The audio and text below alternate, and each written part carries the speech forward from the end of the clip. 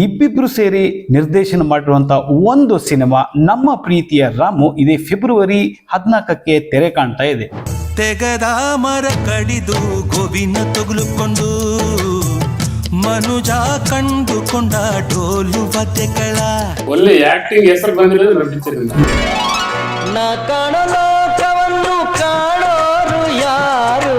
ನಮ್ಮ ಪ್ರೀತಿಯ ರಾಮು ಈ ದರ್ಶನ್ ಅವರಿಗೆ ಯಶಸ್ಸಿನ ಮೆಟ್ಲು ಅಂತ ಹೇಳಿದ್ರೆ ತಪ್ಪಾಗ್ಲಾರ್ದು.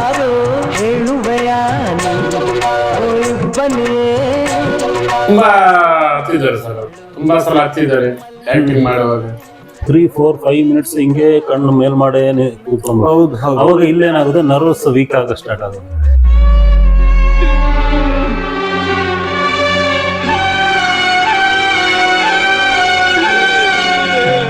ಶಾರ್ಟು ಮಾಸ್ಟರ್ ಅವರು ಟ್ರೀಟ್ಮೆಂಟ್ ಮಾಡೋರು ಅವ್ರಿಗೆ ಕಣ್ಣು ನೋವಾದ ತಕ್ಷಣ ಅವ್ರು ಏನ್ ಮಾಡೋದು, ಬಟ್ಟೆಯಲ್ಲಿ ನೀರ್ ಅದ್ದಿ ಕಣ್ಣಿಗಿಡೋರು.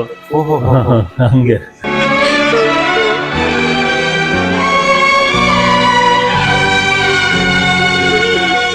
ಫಸ್ಟ್ ಡೈರೆಕ್ಟರ್ಗೆ ನಮಸ್ಕಾರ ಮಾಡೋರು, ಆಮೇಲೆ ಕ್ಯಾಮ್ರಾಗೆ ನಮಸ್ಕಾರ ಮಾಡೋರು, ಅದಾದ್ಮೇಲೆ ಮಿಕ್ಕಿದ ಕೆಲಸ. ಇಷ್ಟೊತ್ತಾದ್ರೂ ಅಪ್ಪಯ್ಯ ಯಾಕೆ ಬೈಯಕ್ ಶುರು ಮಾಡಿಲ್ಲ ಅಂತ ಯೋಚನೆ ಮಾಡ್ತಾ ಇದ್ದೆ.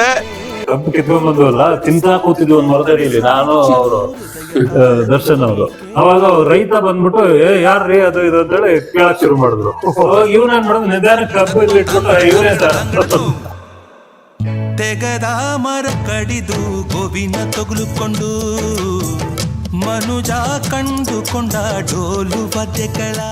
ಪ್ರೇಕ್ಷಕ ಮಹಾಪ್ರಭುಗಳಿಗೆ ಕಾಕಾನ ನಮಸ್ಕಾರಗಳು.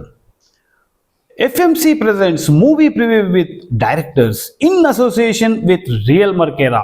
ಇವತ್ತೊಂದು ವಿಶೇಷವಾದಂತಹ ಒಂದು ಸಂದರ್ಶನವನ್ನು ನಾನು ಮಾಡ್ತಾ ಇದ್ದೀನಿ. ನಾವು ಈ ಮ್ಯೂಸಿಕ್ ಡೈರೆಕ್ಟರ್ಸ್ ಬಗ್ಗೆ ಇಬ್ಬಿಬ್ರು ಇರೋದನ್ನು ಕೇಳಿದ್ದೀವಿ. ರಾಜನ್ ನಾಗೇಂದ್ರ ಇರಬಹುದು, ಕಲ್ಯಾಣ್ಜಿ ಆನಂದ್ಜಿ ಇರಬಹುದು, ಈ ಥರದ್ದವರು. ಆದರೆ ನಿರ್ದೇಶಕರಲ್ಲಿ ನಮ್ಮ ಕನ್ನಡದಲ್ಲಿ ದೊರೈ ಭಗವಾನ್ ಅಂತ ಇದ್ರು. ಆದರೆ ಈಗ ಇನ್ನೊಬ್ರು ಇಬ್ಬಿಬ್ರು ಸೇರಿ ನಿರ್ದೇಶನ ಮಾಡಿರುವಂಥ ಒಂದು ಸಿನಿಮಾ ನಮ್ಮ ಪ್ರೀತಿಯ ರಾಮು ಇದೇ ಫೆಬ್ರವರಿ 14ಕ್ಕೆ ತೆರೆ ಕಾಣ್ತಾ ಇದೆ. ಅಂದರೆ ಮರು ತೆರೆ ಕಾಣ್ತಾ ಇದೆ. ಯಾರು ಈ ನಿರ್ದೇಶಕರು? ಇವ್ರ ಹೆಸರು ಸಂಜಯ್ ವಿಜಯ್ ಅನ್ನುವಂಥ ಒಂದು ಜೋಡಿ. ಅವರು ನಮ್ಮ ಜೊತೆಗಿದ್ದಾರೆ. ಸುಮಾರು 22 ವರ್ಷಗಳ ಹಿಂದೆ ಮಾಡಿದಂತಹ ಒಂದು ಈ ಸಿನಿಮಾ ಸಾಕಷ್ಟು ಯಶಸ್ವಿಯನ್ನು ಕಾಣಿಸಿತ್ತು. ಆದರೆ ಆ ಸಮಯದಲ್ಲಿ ಏನೇನಾಗಿತ್ತು, ಹೇಗಿತ್ತು ಅನ್ನೋದ್ರ ಬಗ್ಗೆ ನಾವು ಸಂಜಯ್ ವಿಜಯ್ ಅವರ ಹತ್ರ ಮಾತಾಡೋಣ. ಮತ್ತಷ್ಟು ಮೊಗದಷ್ಟು ವಿಷಯಗಳನ್ನು ಅವರಿಂದ ತಿಳ್ಕೊಳ್ಳೋಣ. ನೀವು ಕೂಡ ಈ ಸಿನಿಮಾವನ್ನು, ನಮ್ಮ ಪ್ರೀತಿಯ ರಾಮು ಸಿನಿಮಾವನ್ನು ಫೆಬ್ರವರಿ 14ಕ್ಕೆ ಚಿತ್ರಮಂದಿರಗಳಿಗೆ ಹೋಗಿ ನೋಡಿ. ನನ್ನೆದೆ ಬಾನಲಿ ರೆಕ್ಕೆಯ ತೆರೆಯೋ ಬಣ್ಣದ ಹಕ್ಕಿಗಳೇ, ನನ್ನ ಕಥೆಯ ಕೇಳಲು ನಿಮ್ಮಯ ರೆಕ್ಕೆಯು ತಾನೇ ಮುಚ್ಚುವುದು.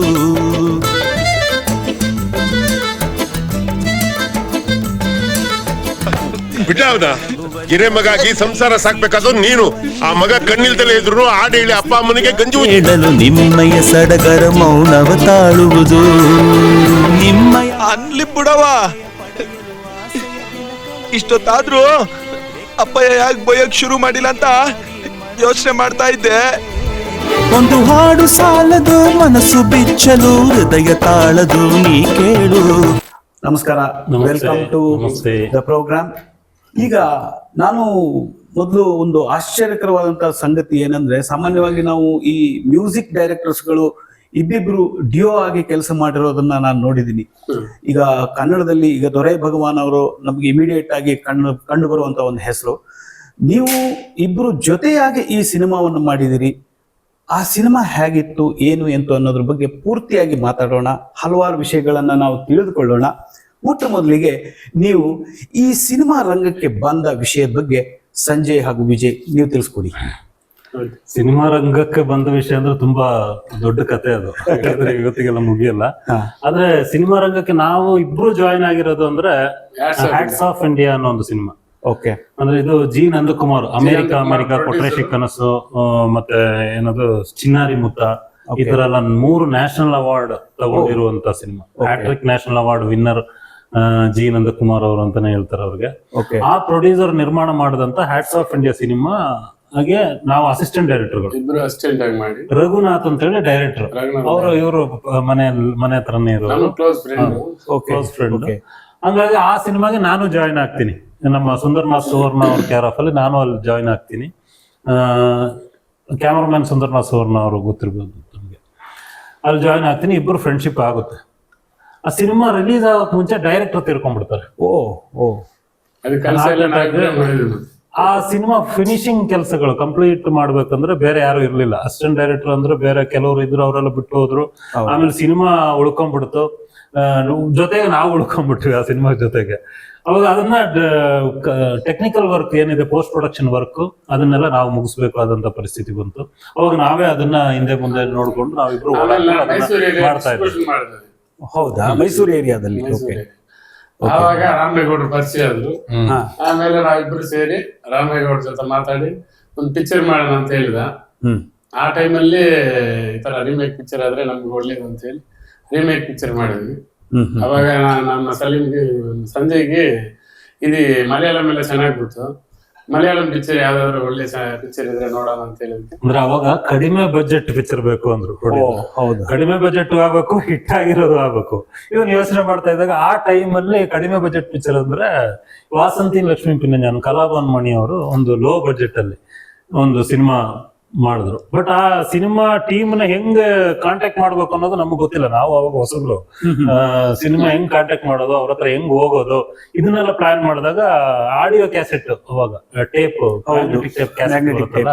ಆ ಕ್ಯಾಸೆಟ್ ಬಾಕ್ಸ್ ಅಲ್ಲಿ ಅಡ್ರೆಸ್ ಇತ್ತು, ಸರ್ಗಮ್ ಸ್ಪೀಡ್ ಆಡಿಯೋ ಅಂತ ಹೇಳಿ. ಆ ಅಡ್ರೆಸ್ ಹುಡ್ಕೊಂಡು ಹೋದ್ವಿ ಕೇರಳಕ್ಕೆ, ಕೊಚ್ಚಿನ್ಗೆ, ಗುರುವಾಯೂರ್ ಹತ್ರ ಹೋಗಿ ಗುರುವಾಯೂರ್ ಟೆಂಪಲ್ ನಲ್ಲಿ ದರ್ಶನ ಎಲ್ಲ ಮಾಡ್ಕೊಂಡು ಅಲ್ಲೇ ಒಂದ್ 2 ದಿನ ಆಲ್ಟು ಮಾಡಿದ್ವಿ. ಪ್ರೊಡ್ಯೂಸರ್ ಸಿಗೋದು ಲೇಟ್ ಆಯ್ತು, ಮನೆಗೆ ಹೋದಾಗ ಇರ್ಲಿಲ್ಲ. ಆಮೇಲೆ ಒಂದಿನ ಕೊಚ್ಚಿನ ಆಫೀಸ್ ಅಲ್ಲಿ ಇರ್ತಾರೆ, ಅಲ್ಲೋಗಿ ಪಿಕ್ಚರ್ ನೋಡಿದ್ವಿ. ಫಸ್ಟ್ ಪಿಕ್ಚರ್ ನೋಡ್ಬಿಟ್ಟು ನಮ್ಗೆ ಓಕೆ ಅಂತ ಆದ್ಮೇಲೆ ಆಮೇಲೆ ಪ್ರೊಡ್ಯೂಸರ್ ನೋಡ್ಕೊಂಡು ಹೋಗಿ ಪಿಕ್ಚರ್ ಪ್ರೊಡ್ಯೂಸರ್ ಜೊತೆಗೆ ನೋಡಿದ್ವಿ. ರಾಮೇಗೌಡರು ಇದ್ರಲ್ಲ, ಬೇರೆ ಕಡೆ ಕಲ್ಸಿದ್ರು ಅವ್ರೆ. ಒಂದ್ಸಲ ಹೋಗಿ ಬೇರೆ ಥಿಯೇಟರ್ ಹೋಗಿ ಸಿನಿಮಾ ನೋಡಿದ್ವಿ. ಆಮೇಲೆ ಪ್ರೊಡ್ಯೂಸರ್ ಹುಡ್ಕೊಂಡು ಹೋದ್ವಿ. ಇದಕ್ಕೆ ಪ್ರೊಡ್ಯೂಸರ್ ಬೇಕು, ಮೈನ್ ಇನ್ವೆಸ್ಟರ್ ಬೇಕು. ಅವಾಗ ನಂದಕುಮಾರ್ ಅವ್ರದ್ದು ಯೋಚನೆ ಬಂತು. ಅಂದ್ರೆ ಸುಮಾರು ಜನ ಗಾಂಧಿನಗರದಲ್ಲಿ ಎಲ್ಲ ನಾವು 3 ಜನ ತಗೊಂಡ್ಬಂದಿದ್ರು, ರೈಟ್ಸ್ ತಗೊಂಡ್ಬಂದ್ರು.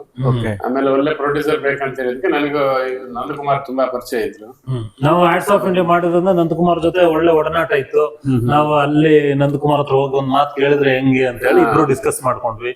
ನಂದಕುಮಾರ್ ಮನೆಗೂ ಆಫೀಸ್ಗೆ ಹೋದ್ವಿ. ಸರ್ ಈ ತರ ರೈಟ್ಸ್ ತಂದ್ಬಿಟ್ಟಿದೀವಿ, ಒಳ್ಳೆ ಸಿನಿಮಾ ಮಾಡ್ಬೋದಾ ಅಂತ ಹೇಳ್ಬಿಟ್ಟು ಒಂದು ಐಡಿಯಾ ಕೊಟ್ಟಿದ್ವಿ. ಅವ್ರು ಅವಾಗ ರಿಯಲ್ ಎಸ್ಟೇಟ್ ಭೂಮಲ್ಲಿ ಇದ್ರು, ಅವರು ಸುಮಾರು ಸಿನಿಮಾಗಳು ಮಾಡ್ತಾ ಇದ್ರು. ಅವ್ರಿಗೇನು ದೊಡ್ಡ ವಿಷಯನೇ ಆಗಿರ್ಲಿಲ್ಲ. ಅವಾಗ ಎಷ್ಟು ಖರ್ಚು ಬರುತ್ತಪ್ಪ ಅಂದ್ರೆ, ಸರ್ ಏನೋ 1 ಕೋಟಿ ಒಳಗಡೆ ಬರ್ಬೋದು ಅಂತ ಹೇಳಿ. ಆಯ್ತು ನಡೀರಪ್ಪ ಮಾಡ್ರಿ, ಅದೇನಾಗುತ್ತೆ ಆಗೋಗ್ಲಿ ಅಂತಂದ್ರು. ಅವಾಗ ನಮಗೆ ಒಂದು ಸಪೋರ್ಟ್ ಆಗಿ, ಬೆನ್ನೆಲುಬಾಗಿ ಅವ್ರು ನಿಂತು ಈ ಸಿನಿಮಾನ ನೀವು ಹೆಂಗ್ ಮಾಡಕ್ ಇಷ್ಟಪಡ್ತಿದ್ದೀರಾ, ಯಾರು ಬೇಕು ಹೀರೋ, ಅವ್ರು ದೊಡ್ಡ ನಾಗತೇಳಿ ಚಂದ್ರಶೇಖರ್ ಅಂತವ್ರು ಎಲ್ಲ ಅವ್ರ ಜೊತೆಗಿದ್ರು. ಅಂತ ದೊಡ್ಡವ್ರನ್ನ ಬಿಟ್ಟು ನಮ್ಮ ಹೊಸಬ್ರನ್ನ ಇಟ್ಕೊಂಡ್ ಮಾಡ್ಬೇಕಂದ್ರೆ ಅವ್ರಿಗೆ ತುಂಬಾ ಧೈರ್ಯ ಇರ್ಬೇಕು ತಾನೆ. ನಮಗೂ ನಾವು ಹೊಸಬ್ರು, ನಾವ್ ಅದನ್ನ ಹ್ಯಾಂಡಲ್ ಮಾಡ್ಬೇಕಂದ್ರೆ ನಮಗೂ ಕೆಪಾಸಿಟಿ ಇರ್ಬೇಕು. ತುಂಬಾ ಯೋಚನೆ ಮಾಡಿದ್ವಿ. ಸರಿ ಹೆಂಗಾದ್ರು ಮಾಡಿ ಸಿನಿಮಾ ಮಾಡ್ಲೇಬೇಕು ಅನ್ನೋದು ನಮಗೆ ಒಂದು ಇದು ಬಂತು, ಹಠ ಬಂತು. ಹಂಗಾಗಿ ಅದಕ್ಕೆ ನೆಕ್ಸ್ಟ್ ಟೆಕ್ನಿಷಿಯನ್ಸ್, ಆರ್ಟಿಸ್ಟ್ಗಳು, ಸಪೋರ್ಟಿಂಗ್ ಕ್ಯಾರೆಕ್ಟರ್ಸ್ಗಳು, ಈ ಕ್ಯಾರೆಕ್ಟರ್ ಯಾರ್ಯಾರು ಮ್ಯಾಚ್ ಆಗ್ತಾರೆ ಅನ್ನೋದನ್ನ ಮುಂದೆ ಡಿಸ್ಕಸ್ ಮಾಡಿ, ದೊಡ್ಡಣ್ಣ, ಉಮಾಶ್ರೀ, ಇಳೆಯರಾಜ, ಮ್ಯೂಸಿಕ್ ಡೈರೆಕ್ಟರ್ ಭೀಮನ್ ಅವ್ರ ಅಂತ ಇದ್ರು, ವಿಜಿ ಇಲ್ಲ ದೊಡ್ಡವರೇ ಬೇಕು ಅಂತ ಹೇಳಿ ಇಳೆಯರಾಜ ಅಂತ ಆಟ ಹಿಡಿದ್ರು. ಸರಿ, ಇಲ್ಲಿ ಗಾಂಧಿನಗರದೆಲ್ಲ ಸ್ವಲ್ಪ ನಗಾಡ್ಬಿಟ್ರು, ನಮ್ಮನ್ನೆಲ್ಲ ರೇಗಿಸ್ಬಿಟ್ರು. ಇಳೆಯರಾಜ ಅವರೆಲ್ಲ ನೀವು ಹೋದ್ರೆ ಹತ್ರನೇ ಸೇರ್ಸಲ್ಲ, ಒಳಗಡೆ ಬಿಟ್ಕೊಳ್ಳೋದೇ ಇಲ್ಲ, ಸೆಕ್ಯೂರಿಟಿ ಹೊರಗೆ ಹಾಕ್ಬಿಡ್ತಾರೆ, ನೀವು ಯಾರನ್ನೋ ಹೊಸಬ್ರು ಅವ್ರ ಹತ್ರನೇ ಸೇರ್ಸಲ್ಲ ಅಂದ್ರು.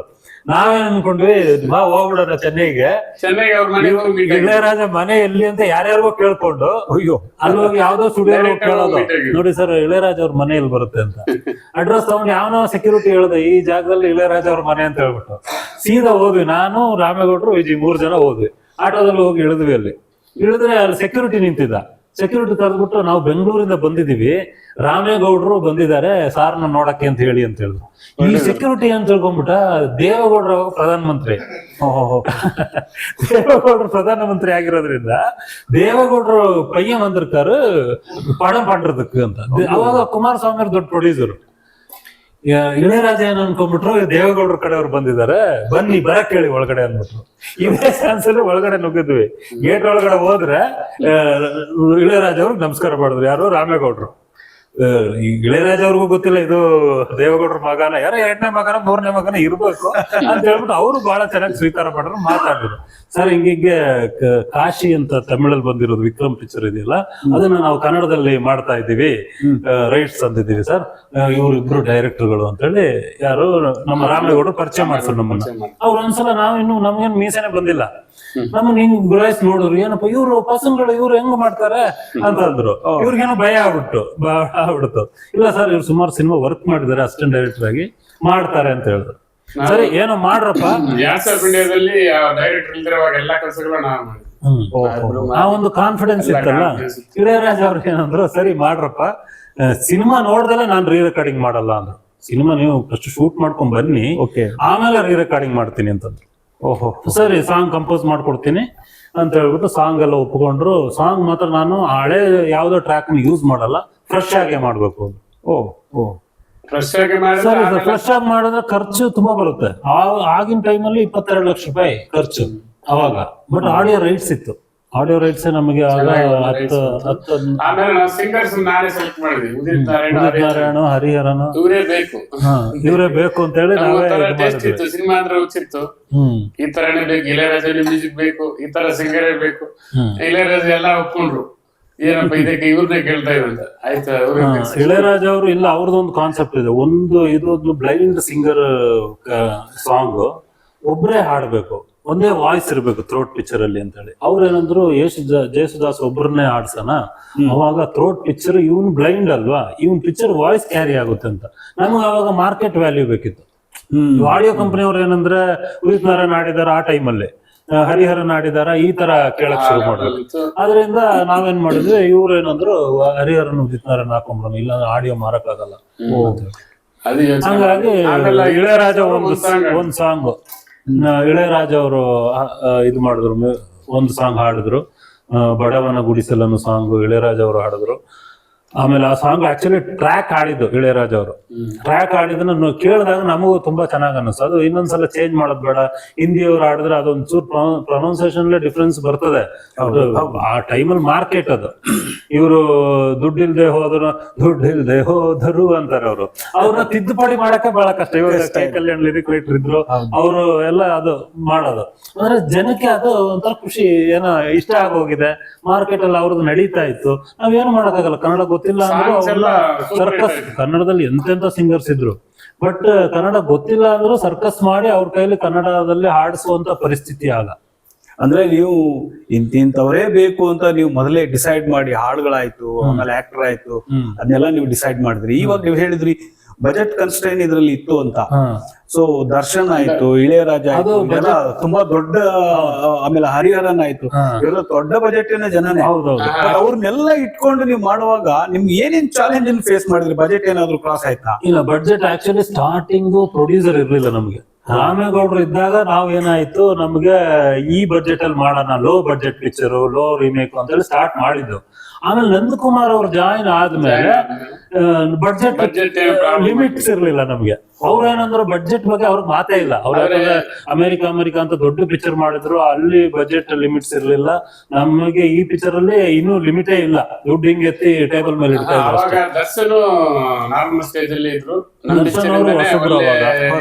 ರೀ ಎಂಟ್ರಿ ನಮ್ ಪಿಕ್ಚರ್ ಅಲ್ಲಿ ಒಂದು ಏನದು ಆಕ್ಟಿಂಗ್ ಮಾಡುವಂತ ಒಂದು ಒಳ್ಳೆ ಆಕ್ಟಿಂಗ್ ಹೆಸರು ಬಂದಿರೋದು ಈ ಒಂದು ನಮ್ಮ ಪ್ರೀತಿಯ ರಾಮು ಲೈಫ್ ಲಾಂಗ್ ನಮ್ ಪಿಕ್ಚರ್ ನೆನೆಸ್ಕೊಂತಾರೆ. ಯಾವುದೇ ಇಂಟರ್ವ್ಯೂ ಹೋಗ್ಲಿ ನಮ್ ಪಿಕ್ಚರ್ ಹೆಸರು ಹೇಳ್ತಾರೆ. ಹೌದು, ನಿಜವಾಗ್ಲೂ ಈ ನಮ್ಮ ಪ್ರೀತಿಯ ರಾಮು ಅವ್ರಿಗೊಂದು ಲೈಫ್ ಕೊಟ್ಟಿದ್ದೆ ಈ ಪಿಕ್ಚರ್, ಒಂಥರ ಆಕ್ಟಿಂಗ್ ಬಗ್ಗೆ. ನಿಜವಾಗ್ಲೂ ಹೌದು, ಅವ್ರು ಹೇಳಿರೋ ರೀತಿನಲ್ಲಿ ನಮ್ಮ ಪ್ರೀತಿಯ ರಾಮು ಈ ದರ್ಶನ್ ಅವ್ರಿಗೆ ಯಶಸ್ಸಿನ ಮೆಟ್ಲು ಅಂತ ಹೇಳಿದ್ರೆ ತಪ್ಪಾಗ್ಲಾರ್ದು. ಯಾಕೆ ಅಂತ ಹೇಳಿದ್ರೆ ಬಹಳಷ್ಟು ಜನ ಈ ನಡುವೆ ಕೇಳ್ತಾ ಇದ್ದಾರೆ, ಏನು ಅಂದ್ರೆ ನೋಡಿ ಈಗ ಬರೀ ಒಂದು ಸ್ಟಂಟು, ಹೀರೋ ಓರಿಯೆಂಟೆಡ್ ಆ ಥರ ಸಿನಿಮಾಗಳಿದೆ, ಅವ್ರಿಗೊಂದು ಬೇಸಾಗಿ ಇಟ್ಕೊಳ್ಳೋದು ನಮ್ಮ ಪ್ರೀತಿಯ ರಾಮು ಅನ್ನುವಂತಹ ಒಂದು ಸಿನಿಮಾಗಳನ್ನ ಈಗಿರುವ ದೊಡ್ಡ ದೊಡ್ಡ ಸ್ಟಾರ್ಗಳು ಮಾಡಕ್ ಆಗುತ್ತಾ ಅನ್ನುವಂಥ ಒಂದು ಪ್ರಶ್ನೆನೂ ಕೂಡ ಸಾಕಷ್ಟು ಸಾರಿ ಪತ್ರಿಕೆಯಲ್ಲಿ ಬಂದಿದೆ. ಅಂದ್ರೆ ಅಷ್ಟೊಂದು ಸ್ಟಫ್ ಇರುವಂತದ್ದು, ಅಷ್ಟೊಂದು ಕಂಟೆಂಟ್ ಇರುವಂತಹ ಒಂದು ಸಿನಿಮಾ. ತುಂಬಾ ಹತ್ತಿದ್ದಾರೆ ಸರ್, ತುಂಬಾ ಸಲ ಹತ್ತಿದ್ದಾರೆ ಆಕ್ಟಿಂಗ್ ಮಾಡುವಾಗ. ಸ್ಟ್ರೈನ್ ಆಗೋದು ಕಣ್ಣು ಒಂದು 3-4-5 ಮಿನಿಟ್ಸ್ ಹಿಂಗೆ ಕಣ್ಣು ಮೇಲ್ಮಾಡೆ ಕೂತ್ಕೊಂಡು, ಹೌದು ಹೌದು. ಅವಾಗ ಇಲ್ಲೇನಾಗುತ್ತೆ, ನರ್ವಸ್ ವೀಕ್ ಆಗ ಸ್ಟಾರ್ಟ್ ಆಗೋದು, ನೀರು ಬರೋದು. ನೀವು ಮೊದಲನೇ ಬಾರಿ ದರ್ಶನ್ ಅವ್ರಿಗೆ ಈ ಕಥೆಯನ್ನ ಹೇಳಿದಾಗ ಅವ್ರ ಪ್ರತಿಕ್ರಿಯೆ ಹೆಂಗಿತ್ತು, ಯಾವ ತರ ಇತ್ತು ಅಂತ? ಹೋಗಿದ ತಕ್ಷಣ ಹೇಳಿದ ತಕ್ಷಣ ತುಂಬಾ ಇಷ್ಟಪಟ್ರು. ಅವ್ರಿಗೆ ಇಷ್ಟ ಆಯ್ತು, ಯಾಕಂದ್ರೆ ರೀಮೇಕ್ ಪಿಕ್ಚರ್ ಆಗಿರಲ್ಲ, ಆಲ್ರೆಡಿ ಸಿನಿಮಾ ನೋಡಿದ್ದಾರೆ. ಬಟ್ ನನಗೆ ಈ ಪಿಕ್ಚರ್ ಬರುತ್ತಾ ಅನ್ನೋದು ಅವರು ಆಶ್ಚರ್ಯ ಆಗೋಯ್ತು. ಓಹೋ, ನನ್ನನ್ನೇ ಯಾಕೆ ಸೆಲೆಕ್ಟ್ ಮಾಡಿದ್ರು ಇವರು ಅಂತ ಹೇಳ್ಬಿಟ್ಟು. ಈ ಸಿನಿಮಾ ಬೇರೆ ಎಷ್ಟೆಷ್ಟೋ ಜನ ಆರ್ಟಿಸ್ಟ್ ಇದ್ರು, ನನ್ನ ಯಾಕೆ ಸೆಲೆಕ್ಟ್ ಮಾಡಿದ್ರು ಅನ್ನೋ ತರ ಡೌಟ್ ಅಲ್ಲಿ ಕೇಳಿದ್ರು. ನಾನ್ ಮಾಡ್ಬೋದಾ ಇದು ಅಂತ ಹೇಳಿ. ಒಳ್ಳೆ ದೊಡ್ಡ ಪ್ರೊಡ್ಯೂಸರು, ವಿಶ್ವಪ್ರಿಯ ಫಿಲ್ಮ್ಸ್ ಬ್ಯಾನರು, ಇದು ನನ್ನನ್ನೇ ಯಾಕೆ ಸೆಲೆಕ್ಟ್ ಮಾಡಿದ್ರು ಅನ್ನೋ ತರ ಆಯ್ತು.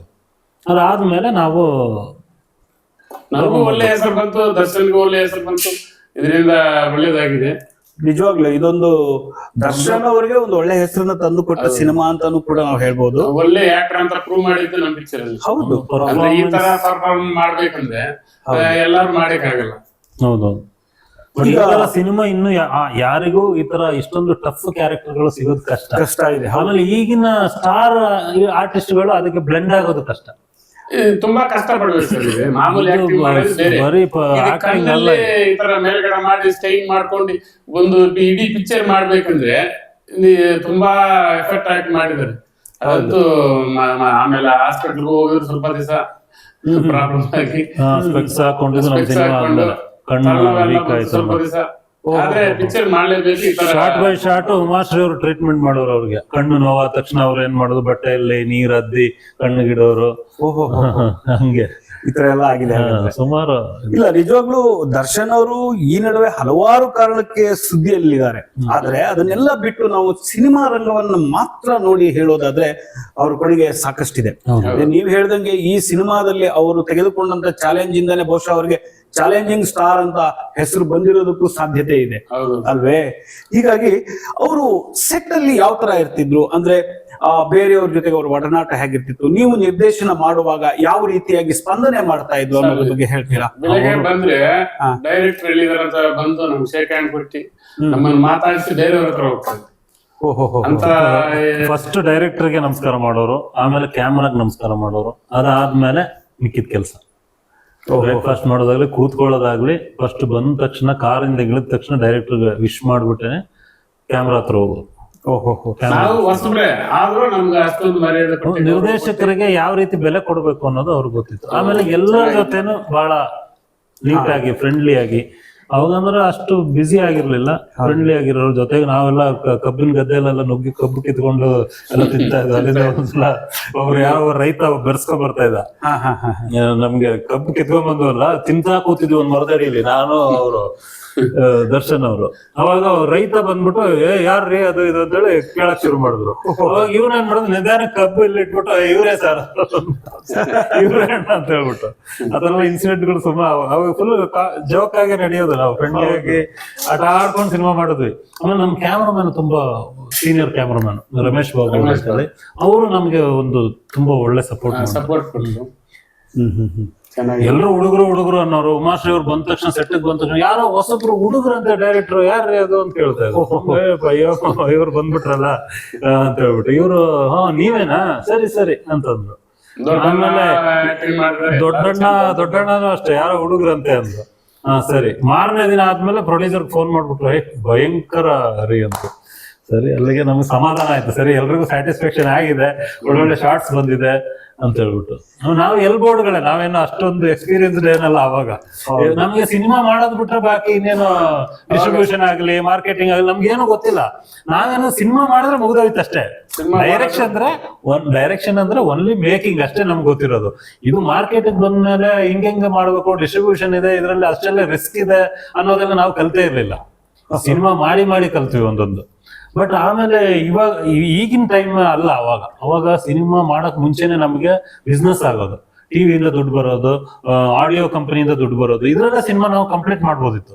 ಪೋಸ್ಟ್ ಪ್ರೊಡಕ್ಷನ್ ವರ್ಕ್ ಸ್ಟುಡಿಯೋದವ್ರು ಸಾಲ ಕೊಡೋರು, ಆಮೇಲೆ ನೆಗೆಟಿವ್ ನಮ್ಗೆ ಫ್ರೀ ಆಗಿ ಕೊಡೋರು ಎಲ್ಲ. ಆಮೇಲೆ ಸಿನಿಮಾ ಮುಗಿದ್ಮೇಲೆ ಒಂದೊಂದೇ ತೀರಿಸ್ಕೊಂಡು ರಿಲೀಸ್ ಟೈಮಲ್ಲಿ ಸೆಟಲ್ಮೆಂಟ್ ಮಾಡಿದ್ರೆ ಸಾಕಿತ್ತು. ಇವಾಗ ಹಂಗಲ್ಲ, ದುಡ್ಡಿದ್ರು ಸಿನಿಮಾ ಮಾಡಕ್ಕಾಗಲ್ಲ, ಅಷ್ಟ್ ಕಷ್ಟ ಇದೆ.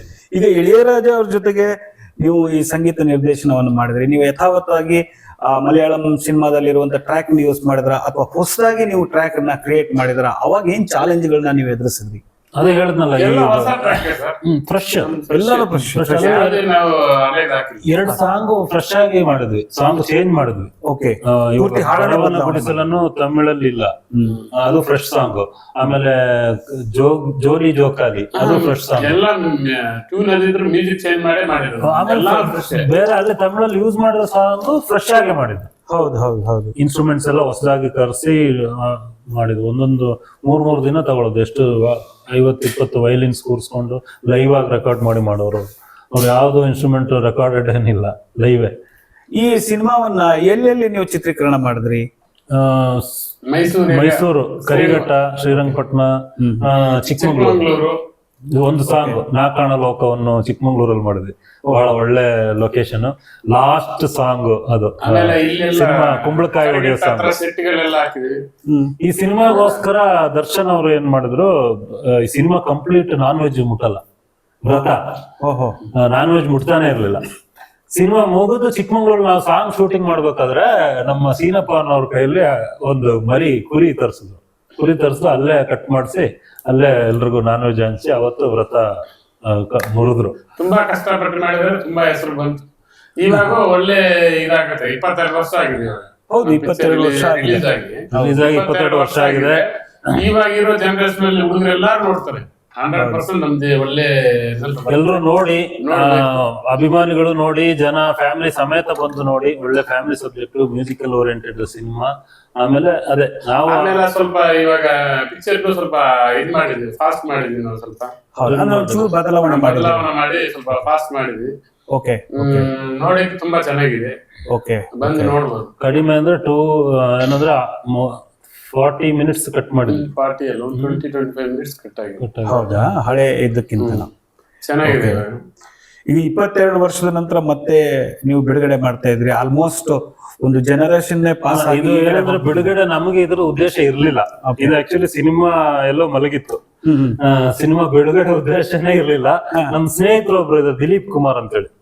ಅವ್ರು ಒಂದ್ಸಲ ಫೋನ್ ಮಾಡ್ಬಿಟ್ಟು, ನಮ್ಮ ಪ್ರೀತಿ ರಾಮ ಸಿನಿಮಾ ಎಲ್ಲಿದೆ ಅಂತ ಹೇಳಿದ್ರು. ಸಿನಿಮಾ ಎಲ್ಲಿದೆ? ಸಿನಿಮಾ ನೆಗೆಟಿವ್ ಎಲ್ಲ ಇದೆ, ಯಾರಿಗೂ ಗೊತ್ತು ಅಂತಂದ್ರು. ಅಂದೆ ನಾನು, ಇಲ್ಲ ಅದೊಂದ್ಸಲ ಈಗ ರಿಲೀಸ್ ಮಾಡಿದ್ರೆ ಹೇಗೆ ಅಂತ ಕೇಳಿದ್ರು. ನಾನು ರಿಲೀಸ್ ಮಾಡುವಾಗ ಸಿಕ್ಕಾಪಟ್ಟೆ ಫಾರ್ಮಾಲಿಟೀಸ್. ಅದು ನೆಗೆಟಿವ್ ಯಾವ ಪೊಸಿಷನ್ ಅಲ್ಲಿ ಇದೆ ಅದು ಗೊತ್ತಿಲ್ಲ. ಆಮೇಲೆ ಡಿಜಿಟಲೈಸ್ ಮಾಡ್ಬೇಕು, ಅದನ್ನ ಸ್ಕ್ಯಾನ್ ಮಾಡ್ಬೇಕು, ಮ್ಯೂಸಿಕ್ ಚೇಂಜ್ ಮಾಡ್ಬೇಕು, ಬ್ಯಾಕ್ ಗ್ರೌಂಡ್ ಚೇಂಜ್, ಇದು ಏನಾದ್ರು ಎಫೆಕ್ಟ್ಸ್ ಚೇಂಜ್ ಮಾಡ್ಬೇಕು, ಎಲ್ಲ ಸುಮಾರು ರಿಸ್ಕ್ ಇದೆ ಸರ್. ಅದು ಕಡಿಮೆ ಅಂದ್ರೆ ಖರ್ಚೇ ಒಂದು 30-40 ಲಕ್ಷ ಬಂದ್ಬಿಡ್ತದೆ ಅದು. ಅವರು ಏನ್ ಮಾಡಿದ್ರು, ನನಗೆ ಕಾಲ್ ಮಾಡಿ ಬನ್ನಿ ಒಂದ್ಸಲ ಮಾತಾಡೋಣ ಅಂತಂದು. ನೋಡಿದ್ರೆ ನೆಗೆಟಿವ್ನೇ ಇಲ್ಲ ಸರ್ ಸಿನಿಮಾದು.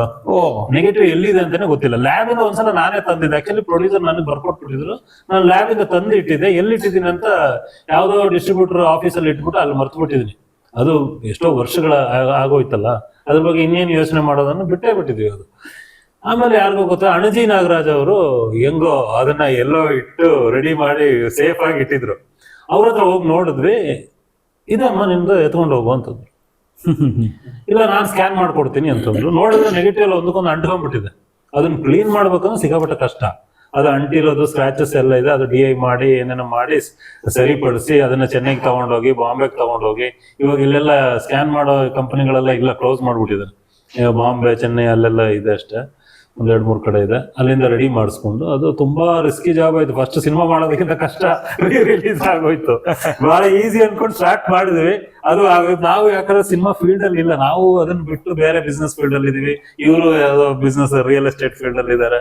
ಹಂಗಾಗಿ ನಮ್ಮನ್ನೆಲ್ಲ ಹೊಂದಾಣಿಸಿ, ಜೊತೆಗೂಡಿಸಿ, ಹೊಲಿಸಿ ಮತ್ತೆ ಇದಕ್ಕೆ ತಂದಾಗ ನಮ್ಗೆ ಇದು ಸಿಂಕ್ ಆಗ್ತಾ ಇಲ್ಲ. ಯಾಕಂದ್ರೆ ಸಿನಿಮಾ ಸುಸ್ತಾಗ್ಬಿಟ್ಟಿದೆ ನಮ್ಗೆ.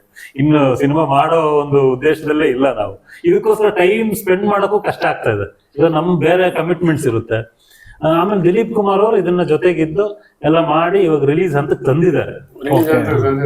ದರ್ಶನ್ ಅವ್ರ ಬರ್ತ್ಡೇ ಬೇರೆ, ಬರ್ತ್ಡೇಗೆ ಒಂದು ಒಳ್ಳೆ ಗಿಫ್ಟ್ ಆಗಿ ಇದನ್ನ ನೀಡೋಣ ಅಂತ ಹೇಳ್ಬಿಟ್ಟು ನಾವು ಅನ್ಕೊಂಡು ಇದನ್ನ ಹೊರಗಡೆ ತರ್ತಾ ಇದ್ದೀವಿ. ಇನ್ನು ರಿಸಲ್ಟ್ ಜನಕ್ಕೆ ಬಿಟ್ಟಿದ್ದು, ಜನ ಎಲ್ರು ಬಂದು ನೋಡ್ಲಿ. ಸಿನಿಮಾ ಆಗ ಸುಮಾರು ಜನ ನೋಡಿಲ್ಲ, ಯಾಕಂದ್ರೆ ಇಮಿಡಿಯೇಟ್ ಆಗಿ ನಮ್ ರಿಲೀಸ್ ಆಗಿ ಸೆಕೆಂಡ್ ವೀಕೆ ನಮ್ಮ ದರ್ಶನ್ ಅವ್ರದೇನೆ ದಾಸ ಅನ್ನೋ ಒಂದು ಆಕ್ಷನ್ ಸಿನಿಮಾ ರಿಲೀಸ್ ಆಯ್ತು. ಹೌದು ಹೌದು. ಅವಾಗ ನಮ್ದೇನಾಯ್ತು, ಡೌನ್ ಆಗೋಯ್ತು. ಇಲ್ಲ, ಮೈಸೂರಲ್ಲಿ 100 days ಆಗಿದ್ದೀನಿ. ಮೈಸೂರಲ್ಲಿ ಸೂಪರ್ ಸುಮಾರು ಕಡೆ ಓಡಿದೆ ಈ ಸಿನಿಮಾ. ರಿಸಲ್ಟ್ ಚೆನ್ನಾಗಿದೆ. ಓಕೆ. ಹಾಗಾಗಿ ಇನ್ನು ರಿಲೀಸ್ ಅಲ್ಲಿ ಜನ ನೋಡ್ಲಿ ಅಂತ ಕೇಳ್ಕೊಳ್ತಾ ಇದ್ದೀವಿ. ಆಮೇಲೆ ಈಗ ನೀವು ಹೇಳಿದ್ರಿ ಆ ಸಿನಿಮಾ ಆದ್ಮೇಲೆ ಕೆಲವೊಂದು ಸಿನಿಮಾಗಳನ್ನ ಮಾಡಿದ್ವಿ, ಆಮೇಲೆ ನಾವು ಈ ಫೀಲ್ಡ್ ಇಂದ ಬಿಟ್ಟು ರಿಯಲ್ ಎಸ್ಟೇಟ್ ಬೇರೆ ಬಿಸ್ನೆಸ್ ಗಳಲ್ಲಿ ನಾವು ತೊಡಗಿಸ್ಕೊಂಡಿದೀವಿ ಅಂತ. ನಿಮ್ಮ ಅನುಭವದ ಮಟ್ಟಿಗೆ ಇವತ್ತಿನ ಸಿನಿಮಾ ಫೀಲ್ಡಿನ ನಿರ್ದೇಶಕರಾಯ್ತು, ಹೊಸದಾಗಿ ಸಿನಿಮಾ ಮಾಡೋರಾಯ್ತು, ಅವ್ರಿಗೆ ನಿಮ್ಮ ಆವಾಗಿನ ಅನುಭವದ ಕೆಲವೊಂದು ನುಡಿಗಳು ಏನಿರ್ಬೋದು ಅಂತ? ಅವಾಗ ಏನಂದ್ರೆ ಸರ್, ಸಿನಿಮಾ ಅಂದ್ರೆ ಒಂದು ದೊಡ್ಡ ವಿಷಯ. ಆಗ ಸಿನಿಮಾಕ್ಕೆ ತುಂಬಾ ಗೌರವ ಇತ್ತು. ಒಂದು ಕ್ಯಾಮರಾನ ಮುಟ್ಟಕ್ಕೆ ಭಯ ಇತ್ತು. ಕ್ಯಾಮರಾ ಅಂದ್ರೆ ದೇವ್ರು ಅನ್ನೋ ತರ ಇತ್ತು. ಸಿನಿಮಾ ಡೈರೆಕ್ಟರ್ ಅಂದ್ರೆ ಸೆಟ್ಗೆ ಲೀಡರ್, ಅಷ್ಟೊಂದು ಗೌರವ ಇದೆಲ್ಲ ಇತ್ತು. ಇವಾಗ ಏನಾಗ್ಬಿಟ್ಟಿದೆ ಅಂದ್ರೆ ಎಲ್ರೂ ಸಿನಿಮಾ ಮಾಡ್ಬೋದು.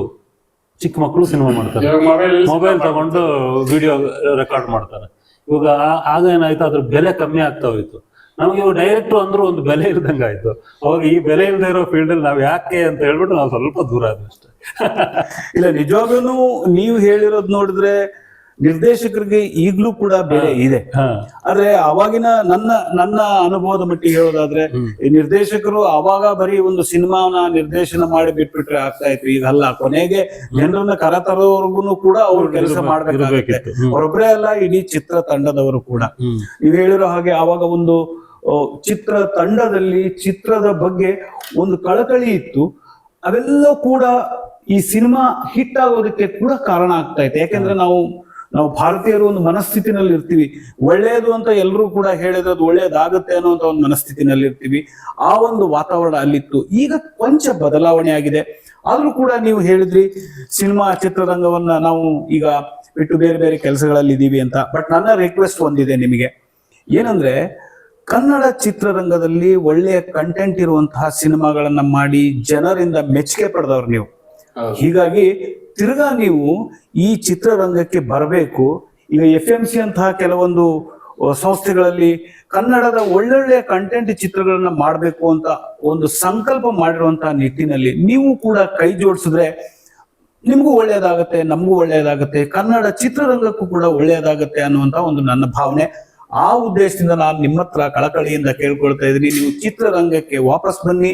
ನಮ್ಮ ಪ್ರೀತಿಯ ರಾಮು ಅಂತಹ ಸಿನಿಮಾಗಳನ್ನ ನೀವು ಕೊಟ್ಟವರು, ನೀವು ಮತ್ತೆ ಇದರಿಂದ ತೆರೆ ಮರೆಗೆ ಹೋಗೋದು ಬೇಡ, ತೆರೆ ಮುಂದೆ ಬನ್ನಿ, ಬೆಳ್ಳಿ ತೆರೆಯಲ್ಲಿ ಮತ್ತೆ ನೀವು ಮಿಂಚುವಂತಾಗ್ಲಿ ಅಂತ ನಾನು ನಿಮ್ಗೆ ಹಾರೈಸ್ತೇನೆ ಮತ್ತೆ ಕೇಳ್ಕೊಳ್ತೇನೆ. ಆಯ್ತು, ಬರ್ತೀವಿ. ಖಂಡಿತ ಸರ್, ನೋಡೋಣ ಮುಂದೆ ಅವಕಾಶಗಳು ಆತರ ಏನಾದ್ರೆ ನಾವೇ ನಿರ್ಮಾಣ ಮಾಡಿ ನಾವೇ ನಿರ್ದೇಶನ ಮಾಡಿ ಒಂದು ಒಳ್ಳೆ ಸಿನಿಮಾ ಮಾಡ್ಬೇಕು ಅಂತ ಆಸೆ ಇದೆ.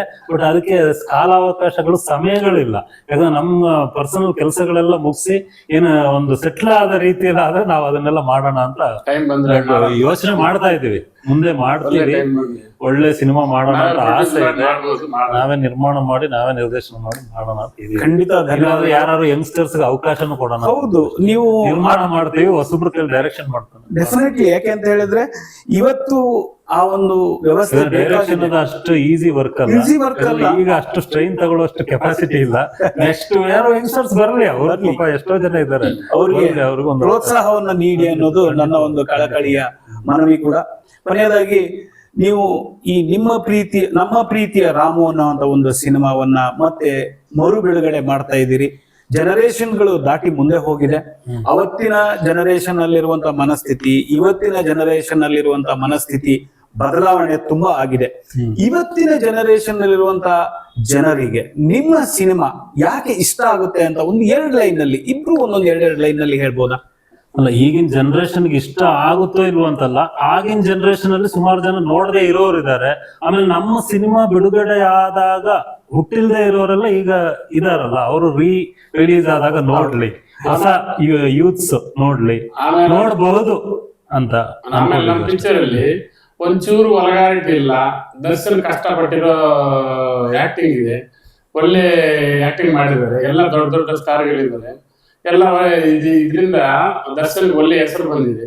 ದರ್ಶನ್ ಫ್ಯಾನ್ಸ್ ಎಲ್ಲ ನೋಡ್ತಾರೆ 100%. ಎಲ್ಲ ನೋಡ್ಬೇಕು. ಅಷ್ಟು ಕಷ್ಟಪಟ್ಟಿದ್ದಾರೆ ದರ್ಶನ್. ಇನ್ನೊಂದು ದರ್ಶನ್ ತುಂಬಾ ದೊಡ್ಡ ದೊಡ್ಡ ಬೇರೆ ಕ್ಯಾಟಗರಿ ಸಿನಿಮಾನೇ ಮಾಡ್ಕೊಂಡ್ ಬಂದಿರೋದು. ನಮ್ಮ ಸಿನಿಮಾ ಕ್ಯಾಟಗರಿ ಒಂದು ಮಾಡಿಲ್ಲ ಅವ್ರು. ನಮ್ಮ ಪ್ರೀತಿ ರಾಮು, ಲಾಲಿ ಹಾಡು ಅದೊಂದ್ 2-3 ಸಿನಿಮಾ ಬಿಟ್ರೆ ಬಾಕಿ ಎಲ್ಲ ಆಕ್ಷನ್, ಲಾಂಗು, ಮಚ್ಚು ಅಂತ ಹೇಳಿ ಕಮರ್ಷಿಯಲ್ ಸಿನಿಮಾಗಳಲ್ಲೇ ಬಂದ್ರು. ಇನ್ನು ಮತ್ತೆ ಈ ಸಿನಿಮಾ ರಿಲೀಸ್ ಆದಾಗ ಜನಕ್ಕೆ ಏನೋ ಒಂದು ದರ್ಶನ್ ಬೇರೆ ಚೇಂಜ್ ಅಲ್ಲಿ, ಒಂದು ಬೇರೆ ಲುಕ್ ಅಲ್ಲಿ ನೋಡೋಣ ಅಂತ ಆಸೆ ಪಟ್ಟು ಬರ್ತಾರ ಏನೋ ಅಂತ ನಾವು ಇದನ್ನ ಅನ್ಕೊಂಡಿದ್ದೀವಿ. ಬರ್ತಾರೆ ತುಂಬಾ ಜನ. ಇಲ್ಲ, ಈ ಒಂದು ಇದರಲ್ಲಿ ನೀವು ಹೇಳಿರುವ ಹಾಗೆ ಲಾಂಗು, ಮಚ್ಚು ಅಥವಾ ಕಮರ್ಷಿಯಲ್ ಸಿನಿಮಾಗಳು ಅಂತ ಏನೇ ಇದ್ರೂ ಕೂಡ ನಮ್ಮ ಪ್ರೀತಿಯ ರಾಮು ದರ್ಶನ್ ಅವರಿಗೆ ಒಂದು ಯಶಸ್ವಿ ಮೆಟ್ಟಲು ಕೂಡ ಹೌದು. ಹೌದು, ಇದು ಎಲ್ಲರ ಪ್ರೀತಿಯ ರಾಮು ಆಗ್ಲಿ. ದಯವಿಟ್ಟು ಎಲ್ಲರೂ ಈ ಸಿನಿಮಾ ನೋಡಿ ಆಶೀರ್ವಾದ ಮಾಡಿ, ಸಿನಿಮಾ ಗೆಲ್ಸಿ, ಫ್ಯಾಮಿಲಿ ಸಮೇತ ಬಂದು ಸಿನಿಮಾ ನೋಡಿ ಅಂತ ಹೇಳ್ಬಿಟ್ಟು ಈ ಕಾರ್ಯಕ್ರಮನ ಮುಗಿಸ್ತೀನಿ. ನಮಸ್ತೆ. ನಮ್ಮ ಜೊತೆಗೆ ನಮ್ಮ ಪ್ರೀತಿಯ ರಾಮು ಸಿನಿಮಾದ ನಿರ್ದೇಶಕರಾದ ಸಂಜಯ್ ಹಾಗೂ ವಿಜಯ್ ಜೋಡಿ ನಮ್ಮ ಜೊತೆಗಿದ್ದಾರೆ. ಅವರ ನಮ್ಮ ಪ್ರೀತಿಯ ರಾಮು ಫೆಬ್ರವರಿ 14ಕ್ಕೆ ತೆರೆ ಕಾಣ್ತಾ ಇದೆ. ನೀವೆಲ್ಲರೂ ಕೂಡ ಬಂದು ಚಿತ್ರಮಂದಿರಕ್ಕೆ ಬಂದು ನೋಡಿ ಹರಸಿ. ದರ್ಶನ್ ಅವರ ಒಂದು ಯಶಸ್ವಿ ಚಿತ್ರ ಈ ನಮ್ಮ ಪ್ರೀತಿಯ ರಾಮು. ನೀವೆಲ್ಲರೂ ಕೂಡ ಚಿತ್ರಮಂದಿರಕ್ಕೆ ಬಂದು ಈ ಸಿನಿಮಾವನ್ನ ನೋಡ್ತೀರಾ ಅಂತ ಭಾವಿಸ್ತಾ ನನ್ನ ಈ ಕಾರ್ಯಕ್ರಮವನ್ನ ಮುಗಿಸ್ತಾ ಇದ್ದೀನಿ. ಧನ್ಯವಾದಗಳು, ನಮಸ್ಕಾರ. ಧನ್ಯವಾದ.